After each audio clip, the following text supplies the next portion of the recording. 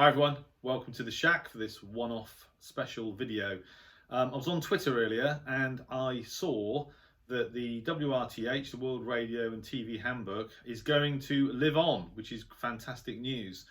The 2023 edition is going to be published in December this year, as is normal, that's the usual timing, in printed format, which is my preferred version, doorstop format, and also in the form of an app, so a digital version as well.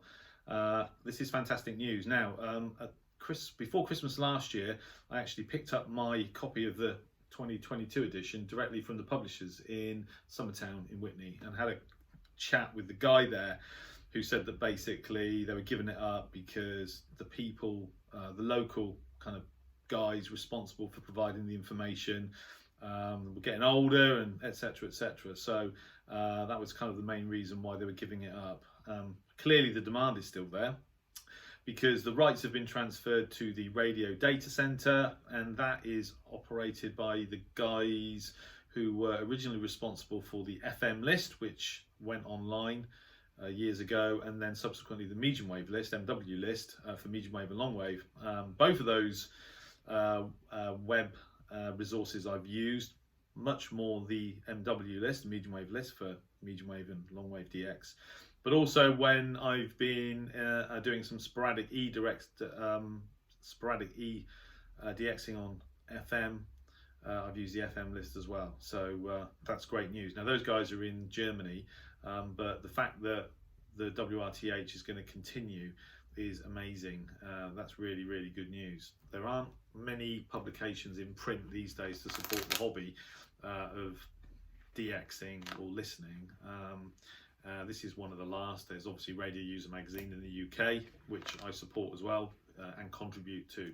But the reason this is important, and continues to be, is because it's a body of information that I completely trust. An example of that is recently I published a video reception of the Voice of Nigeria on 11770 kilohertz, if I remember rightly. And I remember having recorded it feeling just ever so slightly skeptical that was it actually Nigeria. It wasn't a particularly strong signal. All the resources online confirmed it was. There was nothing else broadcasting on that frequency, etc., etc. But I still remained slightly skeptical because I don't trust 100% the online resources, although good as they are, particularly short-wave.info. You know, unless you get that actual clear ID, there's always a little bit of doubt. But looked it up in here and there, Voice of Nigeria, 11770 kilohertz. So that confirmed it for me. It's quite expensive, this book. I think it's either 30 or 35 pounds, depending on when you buy it and where you buy it from.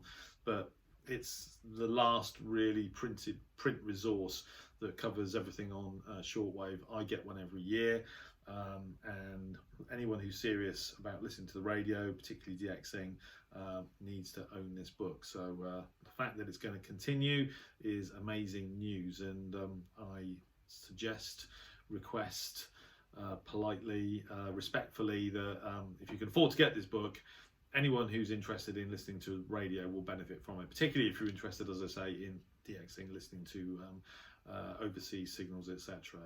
And that goes for long wave, medium wave and short wave. So there you go, the WRTH 2023, available to purchase in December of this year, which is fantastic news, and long may it continue.